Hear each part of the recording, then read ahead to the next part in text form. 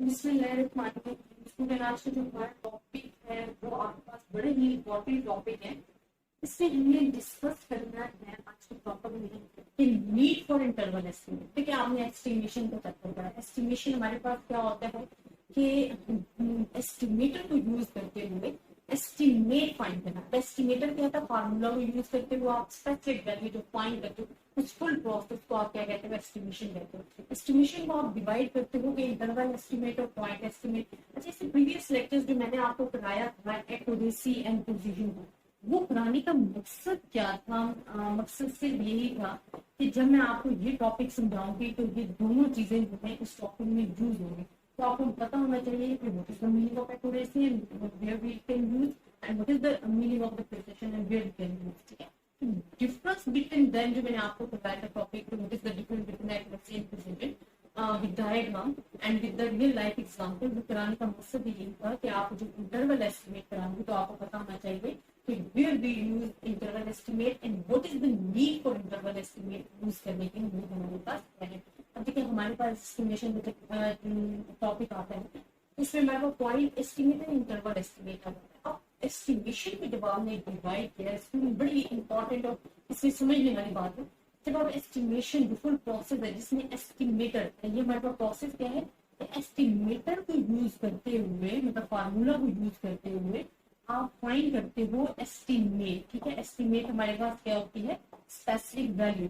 जब आप किसी भी फार्मूला को यूज करते हो, कोई भी स्पेसिफिक वैल्यू जो है वो फाइंड करते हो, तो ये फुल जो हमारे पास प्रोसेस होता है इसको हम कहते हैं एस्टिमेशन। अब ये जो एस्टिमेशन है ये डिवाइड हो जाता है पॉइंट एस्टिमेट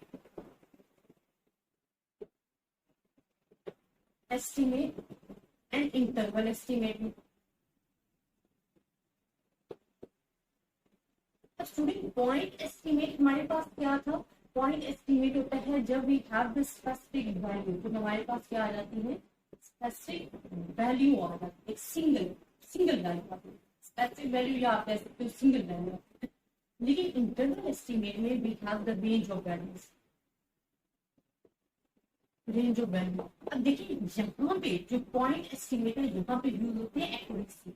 एक्यूरेसी हमारे पास क्या होती है कि जितना जो हमारी एवरेज वैल्यू है, एवरेज वैल्यू के आंसर इसके बिल्कुल एवरेज वैल्यू के पास आ रहा है या इसके करीब है, उसको हम कहते हैं ये एक्यूरेट है।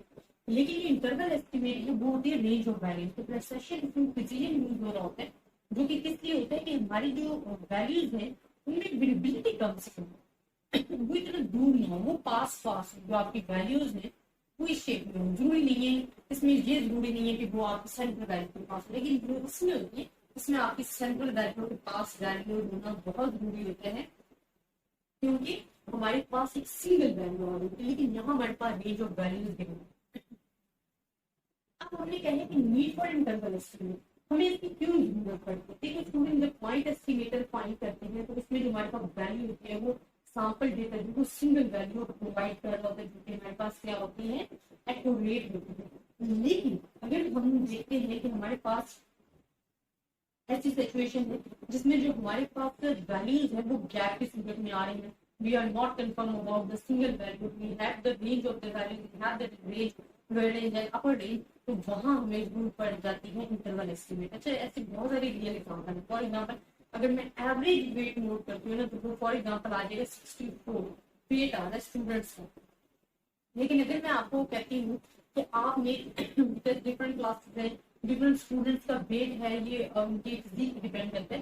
अगर मैं आपको कहती हूँ कि आपने लेना 62 से 66 के दरमियान जिनका वेट है वो स्टूडेंट्स आपने सेलेक्ट करने, तो I am giving the range of the values. ठीक है, तो जब आप रेंज ऑफ द वैल्यूज देते हो वहां आपको जरूरत पड़ती है इंटरवल एस्टिमेट के। बिकॉज इंटरवल एस्टिमेट क्या होता है कि ये आपकी लोअर रेंज है या अपर रेंज है, कि आपका जो आंसर है जो आप फाइंड करोगे वो इस रेंज के दरमियान लाई कर सकते हैं। इस वजह से हम कहते हैं कि जो हमारे पास इंफॉर्मेशन आएंगी वो इस रेंज ऑफ द वैल्यूज के अंदर लाई करेंगी या अपर एंड लोअर वैल्यूज के करीब होंगी, तो उसको हम कहते हैं interval estimate. We have some the interval in which values can lie. This is called the interval estimate and this is for the need for the interval estimate.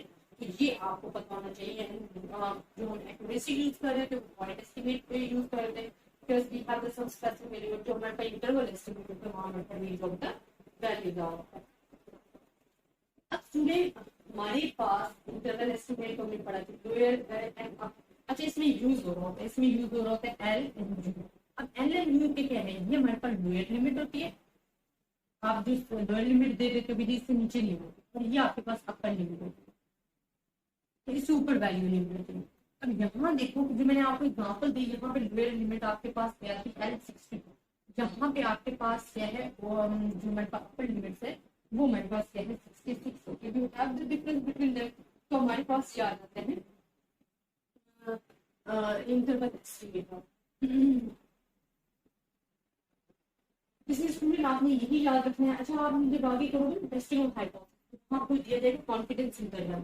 ठीक है, कॉन्फिडेंस इंटरवल क्या होता है 95%। क्या 95% का मतलब क्या होता है कि 95% you are sure that answer is true and 5% you are not sure. ठीक है, तो जितना आपके पास जो है आपका कॉन्फिडेंस इंटरवल ज्यादा होगा उतनी ही वैल्यू आपकी अच्छी समझी जाएगी। ठीक है, 95% ये ज्यादातर आपको नहीं किलोमीटर इसके क्वेश्चन आप कॉन्फिडेंस कॉन्फिडेंस इंटरवल पे दिए जाते हैं, इसमें अगर आपको कॉन्फिडेंस इंटरवल नहीं मिले तो you are taking 95 confidence interval. I hope student आपको इस लेक्चर की समझ आई होगी। नेक्स्ट लेक्चर हम डिस्कस करेंगे अपने स्टूडेंट्स के साथ। आपको ये पता होना चाहिए कि what is the need for the interval estimate, what is the difference between accuracy and precision.